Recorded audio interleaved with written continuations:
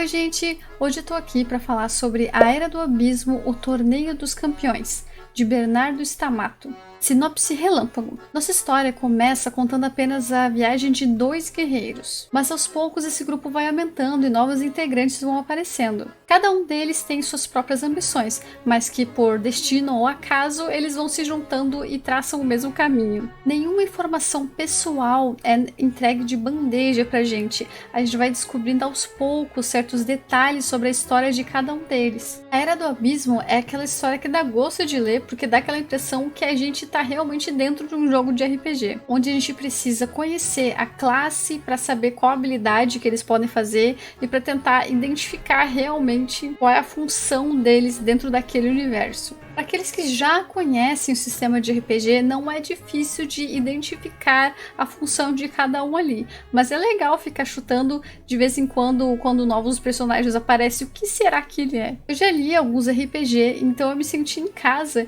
e mesmo já tendo certa experiência nesse gênero, eu me surpreendi, porque algumas vezes quebrava estereótipos, eu achava que, isso aqui com certeza é um mago, quando não era. Então teve essa certa quebra de estereótipos aí. E não só estereótipos de classe, mas também em questão de enredo.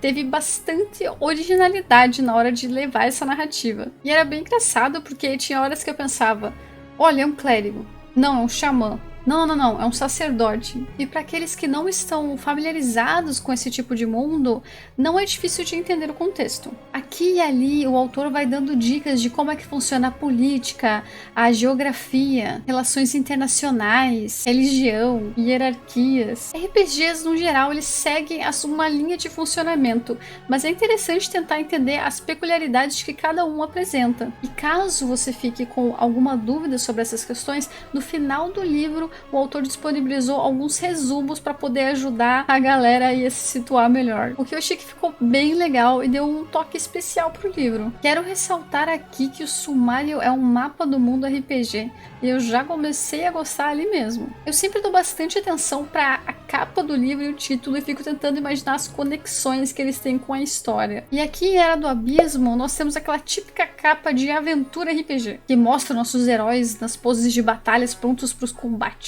E com certeza isso condiz muito com a história, porque os combates eles acontecem em quase todos os capítulos do livro. E quando você acha que enfim nossos guerreiros, nossos heróis vão ter aquela folguinha para descansar, acontece mais alguma catástrofe. Isso faz com que você também não consiga relaxar em momento nenhum. Eu particularmente adoro esses aspectos em história de aventura, porque a gente não se acomoda em momento nenhum, achando que nossos heróis são invencíveis ou estão seguros. Então a gente está sempre atento à história. Sabe quando tem aquelas histórias de que tem o poder do protagonismo? A gente acaba não se convencendo de que os personagens estão realmente em perigo. E esse livro, ele te coloca em xeque nessa questão, e ele não te dá uma folga. E outra coisa que também me chamou atenção é bem essa questão do protagonismo. É bem normal a gente ver em histórias de aventuras de grupo, que sempre tem um que é focado e até demais. E eu confesso que às vezes eu canso desse tipo de narração, porque às vezes mesmo que eles vinham com a proposta de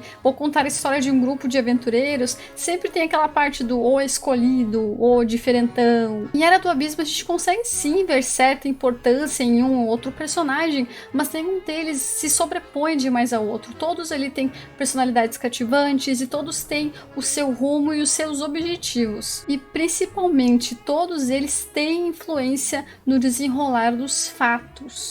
Mas todo personagem influencia na história.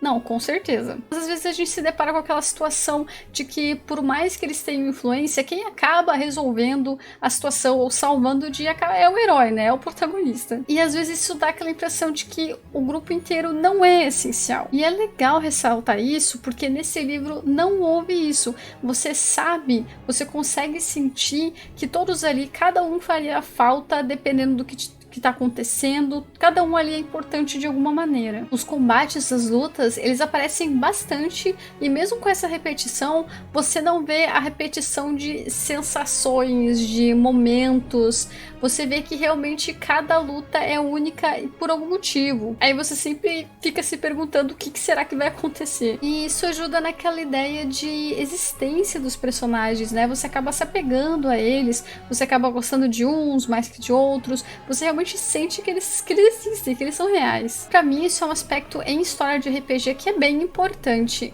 Ele conseguiu realmente retratar bem no Era do Abismo. Falando um pouquinho mais da mensagem que o livro traz, eu adorei que cada personagem tá em algum impasse, cada um tem uma solução ali, quer encontrar uma solução para algum assunto inacabado. Cada um ali tem seus sonhos, suas ambições, seus medos. E por mais que às vezes um pareça mais ambicioso ou que o sonho seja mais importante, a importância que o próprio personagem dá para isso faz você acreditar que é relevante. E durante a leitura é bem normal a gente ficar tentando achar o culpado, a vítima, o malvado, o bondoso, mas isso vai se tornando cada vez mais e mais complicado conforme você avança na história. Isso reforça ainda mais aquela ideia de existência que eu falei antes, porque assim como nós, os personagens não são perfeitos. A única coisa que eu acabei sentindo um pouco de falta foi a variação dos corpos femininos. Nós temos sim variações de raça, som de pele e tal, mas eu tô falando do formato do corpo feminino mesmo. Tem variações sim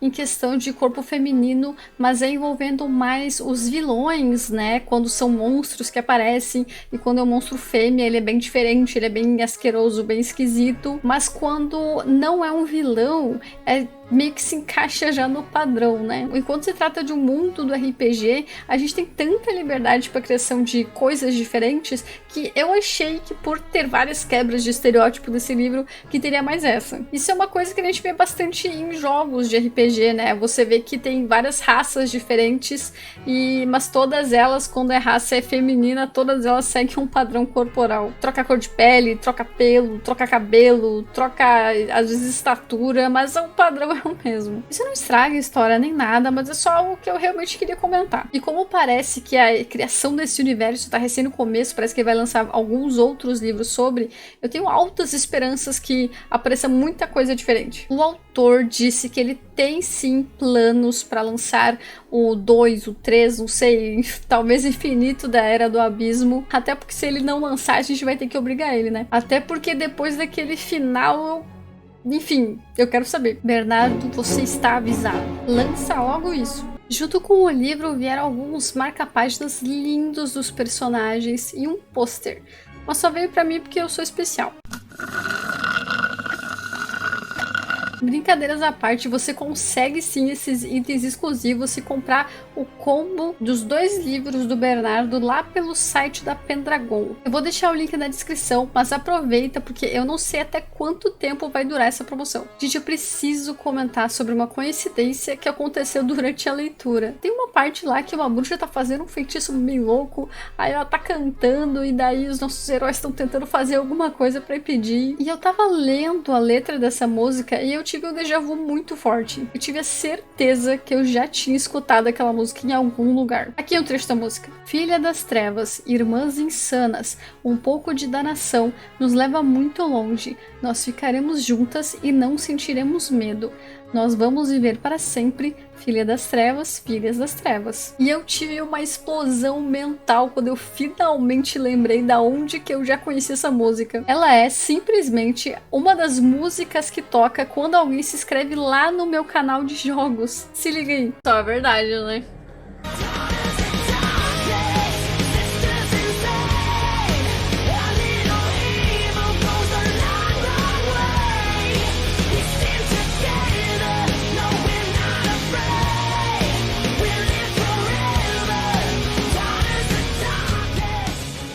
Muito massa. E com tudo isso que foi dito, tá na cara que eu indico sim a Era do Abismo, o Torneio dos Campeões. Fica atento que futuramente vai ter mais reviews relâmpagos aqui. Abraços e falou!